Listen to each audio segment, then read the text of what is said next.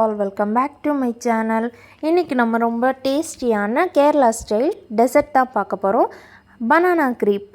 இதுக்கு தேவையான பொருட்கள் என்னென்னா, ஒரு பனானா, 2 ஆரஞ்சு, அப்புறமா கொஞ்சமாக ஐஸ்கிரீம். ஸோ இது ரொம்ப சிம்பிளாக நம்ம செஞ்சு முடிச்சிடலாம். நம்ம எப்போவுமே ஒரே மாதிரி பழ ரோஸ்ட், பழ பஜ்ஜி அந்த மாதிரி சாப்பிட்றதுக்கு இந்த மாதிரி வித்தின் 5 மினிட்ஸ்லேயே நம்ம செஞ்சு முடிச்சிடலாம். இப்போ நான் ஒரு ஆரஞ்சை இந்த மாதிரி 2ஆக கட் பண்ணி ஜூஸ் எடுத்து வச்சுக்க போகிறேன். பாருங்கள், இந்த மாதிரி ஜூஸ் எடுத்து வச்சுக்கலாம். இந்த ஜூஸ் தான் உங்களுக்கு அந்த டெசர்ட்லேயே ஒரு புளிப்பு டேஸ்ட்டை கொடுக்க போகுது. இப்போ இந்த ஜூஸை நம்ம எப்படி ரெடி பண்ணணும்னா, ஃபஸ்ட்டு அடுப்பில் ஒரு பேன் வச்சுட்டு இந்த ஜூஸை நம்ம வடிகட்டி எடுத்துக்கலாம். அப்போ தான் நமக்கு ரொம்ப தண்ணியாக கிடைக்கும். அதுதான் நமக்கு அந்த புளிப்பு டேஸ்ட்டுக்கு நல்லாயிருக்கும். ஸோ இப்போ இதை நம்ம கைவிடாமல் நல்லா கலந்து விட்டுக்கிட்டே இருக்கலாம். உங்களுக்கு சுகர் தேவைன்னா நீங்கள் சுகர் கூட சேர்த்துக்கலாம். நான் நாட்டு சர்க்கரை சேர்த்துருக்கேன். இதை சேர்த்து நல்லா மிக்ஸ் பண்ணி விட்டுக்கலாம். கைவிடாமல் நல்லா மிக்ஸ் பண்ணி விடணும். பாருங்கள், ஒரு 2 மினிட்ஸில் இந்த மாதிரி வந்துடும். இதுதான் நமக்கு தேவை.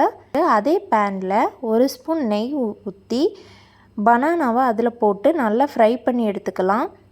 இந்த மாதிரி திருப்பி விட்டு ஃப்ரை பண்ணி எடுத்துக்கோங்க. அடுப்பை மீடியம் ஃப்ளேம்லேயே வச்சுக்கோங்க. பாருங்கள், இந்த மாதிரி ஃப்ரை பண்ணி வரணும்.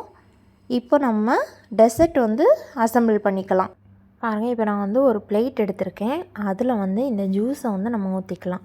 இந்த ஜூஸ் ரொம்ப தண்ணியாகவும் இல்லை, ரொம்ப திக்காகவும் இல்லாமல் கரெக்டான ஒரு கன்சிஸ்டன்சியில் இருக்குது. இப்போ இதுக்கு மேலே நம்ம பனானாவை வச்சுக்கலாம். இந்த பனானா நம்ம ஃபுல்லாக சாப்பிட போகிறதில்ல, கட் பண்ணி தான் வைக்க போகிறோம். அதுதான் இந்த பனானா க்ரீப்புக்குள்ளதே. பாருங்கள், இந்த மாதிரி கட் பண்ணி வச்சுக்கலாம்.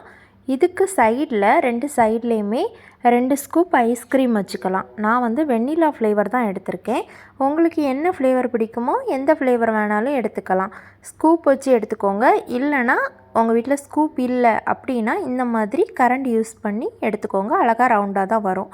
இந்த மாதிரி 2 பக்கமும் ஸ்கூப் ஐஸ்கிரீம் வச்சுட்டு நான் சும்மா கார்னிஷிங்காக ஆரஞ்சை இந்த மாதிரி கட் பண்ணி வச்சுருக்கேன். நீங்களும் எந்த ஷேப்பில் வேணாலும் கட் பண்ணி வச்சுக்கலாம். இந்த வீடியோ பிடிச்சிருந்தா சப்ஸ்கிரைப் மை சேனல். தேங்க்யூ.